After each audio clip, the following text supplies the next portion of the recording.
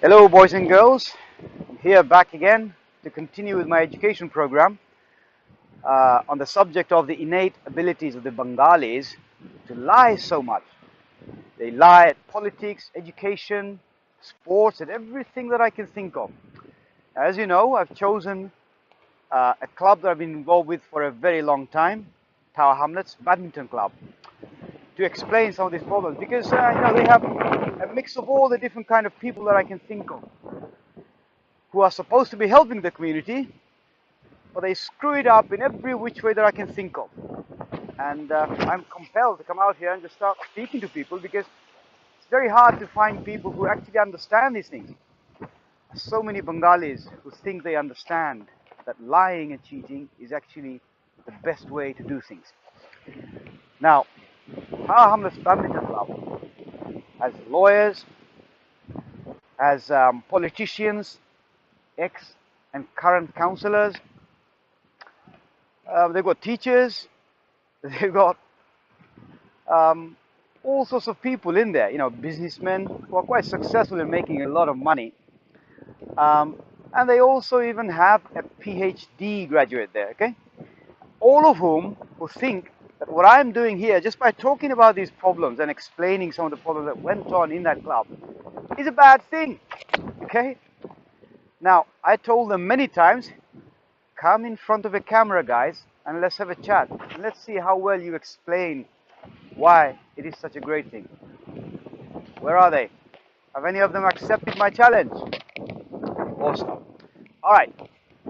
Now, in the last video, I told you that they got into some difficulties with Middlesex County by hiring people, okay? Hiring people with £200-300 per player and playing the league matches where the winners of the league get a tiny cup like this, okay? Now, I've told you, watch my previous video to understand what I was saying about that. But here's what happened since then. Now, of course, I had nothing to do with it. I had nothing to do with explaining to some of the people involved in the county that, there are existing rules that they could apply to stop these guys. And that something like this should not be tolerated. No, it wasn't me. Because if I had it my way, these guys would not be in the league anymore. They'd be out of the league after this, okay? They didn't play one match. They didn't use one person. They used all 6 players, hired them from elsewhere to come and play in this league. A league where people are supposed to play for fun and abide by simple rules of fairness that, an encouragement of getting club members and local people to play, people who represent the club to play in the leagues. Anyway, so the county got together and they decided to annul all the matches that these players have played. Yeah, 4 matches, I think. Each match costing the club around £1,000 because they paid £200-300 per player. Now, from what I hear, the stupids at the club are actually preparing to take the county to the courts. Now, I'd love to see that situation, okay? I just can't stop laughing at the idea that they want to take the county to court over this decision. Now, think about something, boys, you boys in Tower Hamlets. Firstly, you haven't got me on your side right now to help you here, okay? Now, you guys are just simply too stupid to understand what is happening here, what you are doing, because you've got no idea. You all think that doing these things is such a great thing for the community, for yourselves, yeah? Bring them to the courts, please. Yeah? Let's see what you do. And I'll be on the other side. If they need some help, you'll see me over there, okay? Right. I want to finish off with some things about these guys in the club, okay? Take our big brother, Bubble Hawk. I want to give you some quotes from these guys. He told me once that Sheikh Mujib, who was our first leader, first president of Bangladesh, I think, there was a time, he got assassinated. And what he said is there was a time when his son did something wrong.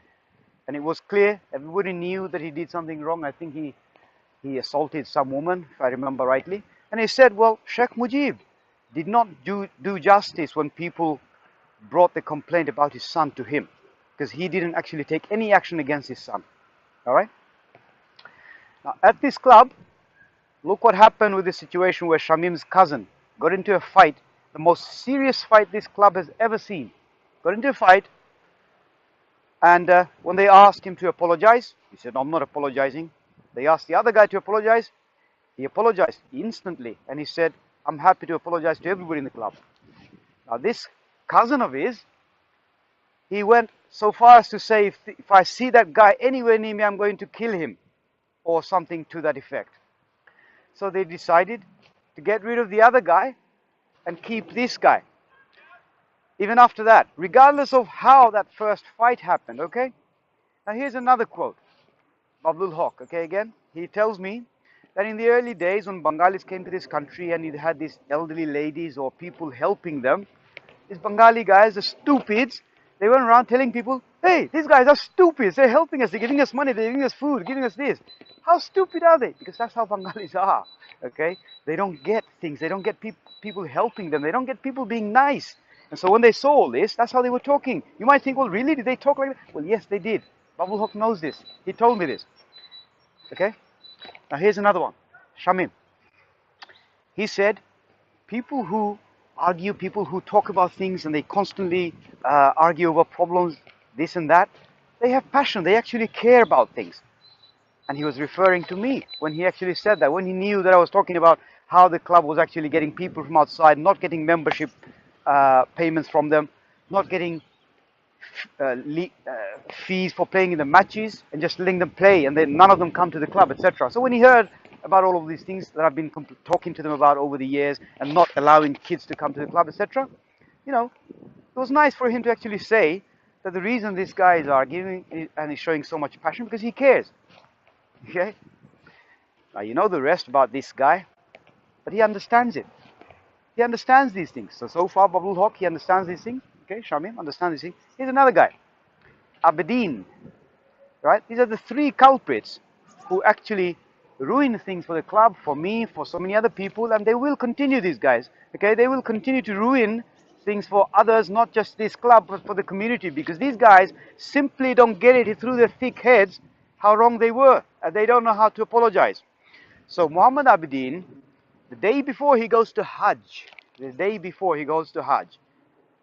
and that was actually the night when they decided to get together in this committee. I was in the committee, remember, in this committee, and they decided, no, we don't want this guy in the committee anymore. Okay? They told me to leave.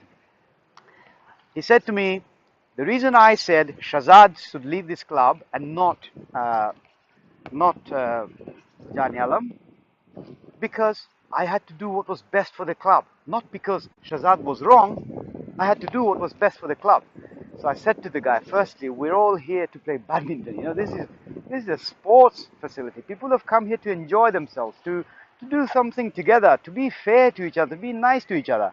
And you know clearly that this guy, Shahzad, was not wrong, and this guy, Jani Alam, caused the situation, he had a fight and he should be out. And then you say, I had to do what was best for the club, not because he was wrong, and to chuck him out.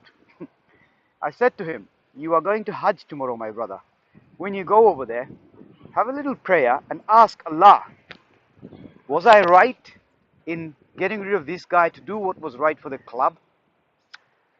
Now, I had to tell you those things because these guys make me laugh. It's unbelievable. And the rest of you scumbags in that club, 40, 50 of you, including that PhD scumbag who told me that what these guys do is wrong.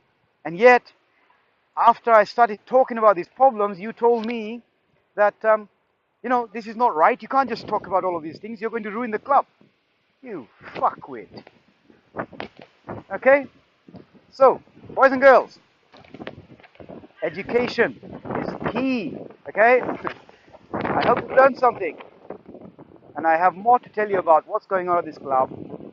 I don't want to carry on forever, but I have one or two things that I need to finalize before I can tell you a few more things. As you know, I have been trying to change things for this club, and also to make sure no other club or any other organization who can actually do these things in the way this club has done. Anyway, I'll leave it at that.